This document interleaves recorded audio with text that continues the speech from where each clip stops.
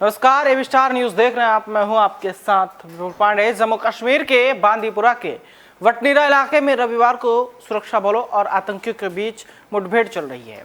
भारतीय सेना के जवानों ने इलाके को घेर लिया है। सुरक्षा बल आतंकियों की तलाश में जुटे हुए हैं। आपको बता दें कि भारतीय सेना के जवानों ने इलाके में आतंकियों की मौजूदगी की सूचना मिलने के बाद इलाके की घेराबंदी की और तलाशी अभियान चलाया। तलाशी अभियान के दौरान आतंकियों के साथ सुरक्षा बलों की मुठभेड़ शुरू हो गई। आतंकवादियों ने सुरक्षा बलों पर गोलियां भी चलानी शुरू कर दी, जिसके बाद सेना के जवानों ने भी जवाबी कार्रवाई की। फिलहाल मुठभेड़ जारी है और बता दें कि किसी भी आतंकी के ढेर होने की कोई सूचना नहीं मिली है।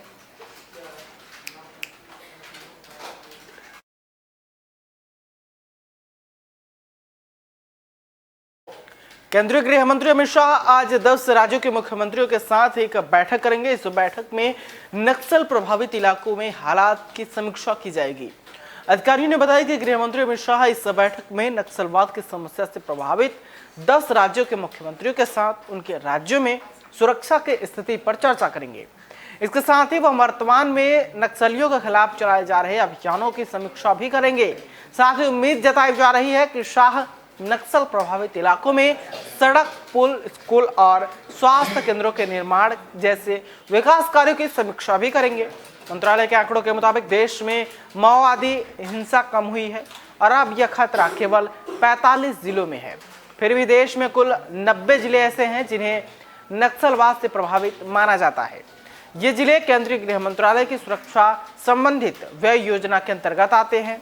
आंकड़ों के अनुसार 2019 में 61 जिलों में नक्सली हिंसा दर्ज की गई थी, तो साल 2020 में संख्या 45 रह गई थी। गृह मंत्रालय के आंकड़ों के मुताबिक साल 2015 से साल 2020 तक नक्सल प्रभावित क्षेत्रों में हुई हिंसा की विभिन्न घटनाओं में लगभग 380 सुरक्षाकर्मी, 1000 नागरिक और 900 नक्सली मारे गए।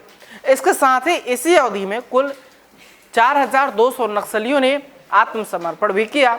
मिली जानकारी के मुताबिक इस बैठक में छत्तीसगढ़ के सीएम भूपेश बघेल, महाराष्ट्र के सीएम उद्धव ठाकरे, झारखंड के सीएम हेमंत सोरेन, उड़ीसा के सीएम नवीन पटनायक, बिहार के सीएम नीतीश कुमार, पश्चिम बंगाल के सीएम ममता बनर्जी, तेलंगाना के सीएम के चंद्रशेखर राव, आंध्र प्रदेश के सीएम वाईएस जगन मोहन रेड्डी, मध्य प्रदेश के सीएम शिवराज सिंह चौहान और केरल के सीएम के पलानीस्वामी को शामिल होने के लिए कहा गया है।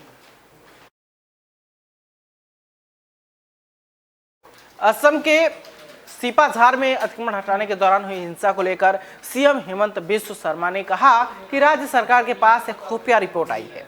इसके मुताबिक कुछ लोगों ने पिछले 3 महीनों के दौरान ये कहते हुए 28 लाख रुपए जमा किए कि कोई बेदखली नहीं होगी। जब वे बेदखल का विरोध कर रहे हैं तो उन्होंने लोगों को लामबंद किया और उस दिन कहर मचा दिया। सीएम ने कहा कि हमारे पास 6 लोगों के नाम हैं। घटना से एक दिन पहले पीएफआई ने बेदखल परिवारों को खाद्य सामग्री देने के नाम पर साइट का दौरा किया। कई सबूत अब सामने आ रहे हैं, जिसमें एक लेक्चरर सहित कुछ लोग शामिल हैं। सीएम ने कहा कि लोगों की सहमति के बाद भी बेदखली की गई। मैंने उन्हें बेदखली के बारे में बताया था और यह सुनिश्चित कराया था कि कोई विरोध नहीं होगा। इसका उन्होंने वादा भी किया था। मैंने कांग्रेस को भी यही समझाया।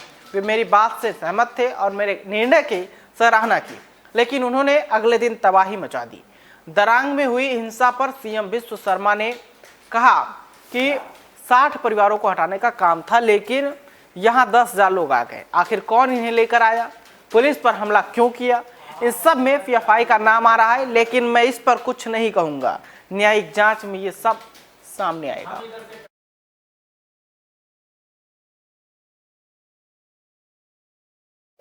जवाहर नेहरू विश्वविद्यालय छात्र संघ के पूर्व अध्यक्ष और सीपीआई नेता कन्हैया कुमार और गुजरात के निर्दलीय विधायक जिग्नेश मेवानी 28 सितंबर को कांग्रेस में शामिल हो सकते हैं।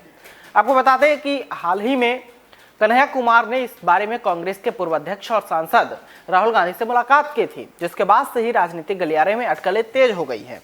सूत्रों के मुताबिक पार्टी के पास कन्हैया कुमार के लिए प्लान है, जिस पर अमल किया जाएगा। वहीं कई राजनीतिक विश्लेषकों का मानना है कि कन्हैया कुमार सिर्फ बिहार तक ही सीमित नहीं रहेंगे, उन्हें पार्टी राष्ट्रीय स्तर पर भी मैदान में उतार सकती है। बताया जा रहा है कि राहुल गांधी से पहले कन्हैया कुमार और जिग्नेश मेवानी ने माहिर चुनावी रणनीतिकार प्रशांत किशोर से भी मुलाकात की थी। मीडिया रिपोर्ट्स के मुताबिक प्रशांत किशोर ने राहुल गांधी को राय दी थी कि पुराने नेताओं का असर अब कांग्रेस पार्टी में समाप्त हो गया है, इसलिए अब युवाओं को मौका देना चाहिए। उन्होंने कहा कि इसकी भरपाई कन्हैया और जिग्नेश की एंट्री से की जा सकती है। कन्हैया कुमार बीते 1.5 सालों से राजनीतिक में कम ही सक्रिय नजर आ रहे हैं। प्रशांत किशोर का कहना है कि कन्हैया का भाषण देने का अंदाज वोटरों को लुभा सकता है।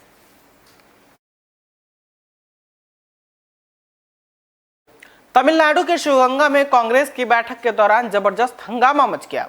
इस दौरान कांग्रेसियों ने एक दूसरे पर जमकर कुर्सियां फेंकी। खास बात यह है कि इस बैठक में कांग्रेस सांसद कार्तिक चिदंबरम भी मौजूद थे और उनके सामने ही कांग्रेसी आपस में भिड़ गए। दरअसल ये बैठक शिवगंगा जिला कांग्रेस इकाई ने बुलाई थी ताकि आगामी स्थानीय चुनाव को लेकर चर्चा की जा सके। बैठक में पार्टी के 2 गुट पहुंचे थे और बैठक शुरू होने के साथ ही इनमें विवाद शुरू हो गया। बहस से शुरू हुआ विवाद झगड़ा मारपीट तक पहुंच गया और फिर एक दूसरे पर कुर्सियां फेंकी गई। ये मारपीट सांसद कार्ति चिदंबरम की मौजूदगी में ही हुई। घटना की सूचना मिलने पर तुरंत पुलिस यहां पहुंची और कांग्रेसियों को यहां से हटाया।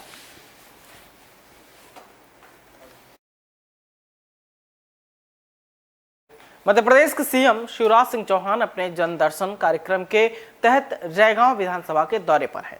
यहां एक जनसभा के दौरान सीएम ने रैगांव के लिए कई बड़े ऐलान किए हैं, जिनमें सीएम राय स्कूल, कॉलेज, स्टेडियम, सामुदायिक भवन आदि बनाने का ऐलान प्रमुख है। जनसभा के बाद सीएम जनदर्शन यात्रा कर रहे हैं। रैगांव आगमन पर जनसभा को संबोधित के दौरान सीएम ने बड़ा ऐलान करते हुए कहा कि यहाँ कॉलेज खोला जाएगा। सीएम ने 18 करोड़ की लागत से सीएम राइज स्कूल खोलने की भी घोषणा की। उन्होंने कहा कि सरकारी स्कूल की ड्रेस सिलने का काम स्वयं सहायता समूह की बहनें करेंगी, ठेकेदार नहीं। अगर इस मामले में शिकायत मिली तो कार्रवाई की जाएगी। सीएम ने भी ऐलान किया कि रैगांव चौकी का उन्नयन कर थाना बनाया जाएगा। प्राथमिक स्वास्थ्य केंद्र को सामुदायिक केंद्र बनाया जाएगा। सीएम शिवराज सिंह चौहान ने कहा कि हमारी सरकार किसानों के कल्याण के लिए प्रतिबद्ध है। कांग्रेस ने 0% ब्याज पर किसानों को कर्जा देने की ही हमारी योजना बंद कर रही थी। सरकार बनते ही मैंने फिर से किसानों के लिए 0% ब्याज पर ऋण देना प्रारंभ कर दिया। किसान जितना रुपया लेंगे साल भर बाद उतना ही वापस देंगे। मुख्यमंत्री तो पता चला कमलनाथ जी और कांग्रेसी फसल बीमा के 2200 करोड़ रुपया प्रीमियम ही नहीं दिया, किसान को पैसा ही नहीं मिल रहा था। मैंने आते ही भरा और फसल बीमा योजना का जिन किसानों का लंबित था उनको दिलवाया। 0% ब्याज पर कांग्रेस ने कर्जा बंद कर दिया। आते ही मैंने फिर से किसानों के लिए 0% ब्याज पे। पंजाब के पूर्व सीएम कैप्टन अमरिंदर सिंह को दरकिनार कर कांग्रेस के विरोधी खेमे की ओर से गठित पंजाब सरकार में भी खटक पटक के आसार बढ़ गए हैं। नई सरकार के मुख्यमंत्री चरणजीत सिंह चन्नी जहां सादा जीवन उच्च विचार का प्रचार कर रहे हैं, वहीं उनके उप मुख्यमंत्री ओपी सोनी की इच्छाएं हिलोरे लेने लगी हैं। सोनी ने राज्य के मुख्य सचिव को पत्र लिखकर कहा है कि उनके सरकारी आवास और दफ्तर में मुख्यमंत्री के समान सेवाएं मुहैया करवाई जाएं। ओपी सोनी ने अपनी मांग ऐसे समय में की है जब उनके मुख्यमंत्री विभिन्न जिलों के कार्यक्रम में जाकर खुद को आम आदमी बताकर जनता के पैसों के गैर जरूरी उपयोगों को रोकने का वादा कर रहे हैं। आपको बता दें कि गुरुवार को ही मुख्यमंत्री ने कपूरथला में अपनी सुरक्षा में तैनात 1000 जवान और करोड़ों रुपए की लग्जरी कारों पर सवाल उठाते हुए इन्हें आवश्यक का करार दिया। बता दें कि उल्लेखनीय है कि मुख्य सचिव को भेजा गया ये पत्र अब अनुमति के लिए मुख्यमंत्री के पास ही जाएगा। इस पत्र पर क्या फैसला होगा इस बारे में अभी कुछ नहीं कहा जा सकता, लेकिन अगर सोनी को मुख्यमंत्री के स्तर की सेवाएं प्रदान की गई तो चुनावी सीजन में कांग्रेस को विपक्ष के हमलों का सामना जरूर करना पड़ेगा।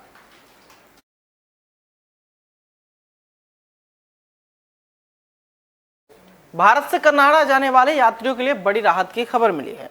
दरअसल कनाडा ने महामारी कोरोना के चलते महीनों से उड़ानों पर लगे प्रतिबंध को हटा लिया है और अब 27 सितंबर यानी कि सोमवार से एक बार फिर हवाई सेवा शुरू हो जाएगी। आपको बता दें कि भारत से कनाडा सीधी उड़ान प्रतिबंध 21 सितंबर को समाप्त हो गया था, लेकिन उसमें एक बार फिर से ट्रांसपोर्ट कनाडा द्वारा 26 सितंबर तक के लिए बढ़ा दिया गया था।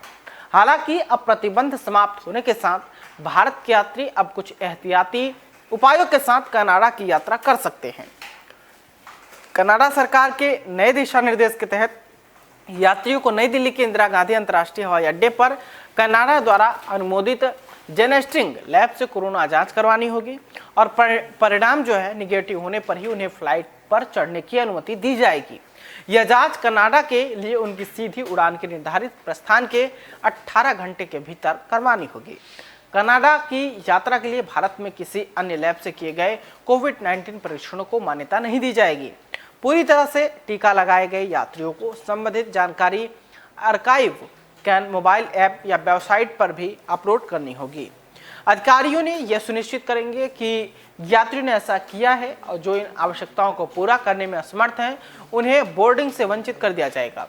भारत के यात्री जो अप्रत्यक्ष मार्ग से कनाडा की यात्रा कर रहे हैं उनके पास भारत को छोड़कर किसी अन्य तीसरे देश के नकारात्मक कोविड-19 आणविक परीक्षण रिपोर्ट होनी चाहिए। यह कोरोना जांच प्रस्थान के 72 घंटे के भीतर करवानी होगी।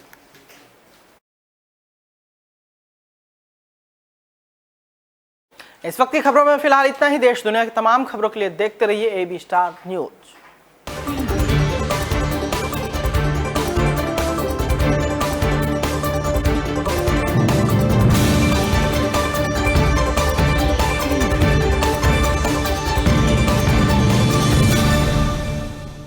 का आदेश नहीं था, लेकिन